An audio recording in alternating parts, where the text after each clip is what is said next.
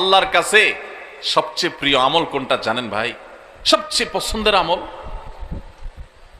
সবচেয়ে পছন্দের আমল হলো আমাদের আল্লাহ সবচেয়ে খুশি হন যদি বান্দা কোনো আমল, কোনো ভালো কাজ কন্টিনিউয়াসলি করে যায়, নিয়মিত করে। এই আমলটা আল্লাহ অনেক পছন্দ করে।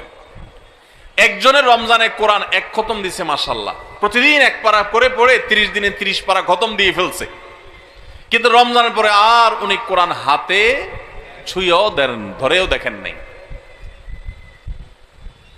আরেকজন রমজান ভরে কোরআন খতম দিতে পারেন নাই, প্রতিদিন পড়ছে, মাশাআল্লাহ 2-5 পৃষ্ঠা করে পড়ছে। রমজানের পরেও সে কোরআন পড়ছে, হয়তো রমজানের মতো এত বেশি পড়তে পারে নাই, রমজান ইবাদতের মাস হিসাবে একটু বেশি পড়বে, এটাই স্বাভাবিক। রমজানের পরেও পড়ছে, পরিমাণে ততটা না হোক, অল্প হলেও পড়ছে, 10 আয়াত 5 আয়াত করে পড়ছে, আধা পৃষ্ঠা করে পড়ছে, সারা বছরই একটু একটু করে হলেও পড়ছে। এই পড়াটা আল্লাহর কাছে বেশি প্রিয় রমজানে 1 খতম কেন 5 খতম দেওয়ার চাইতে।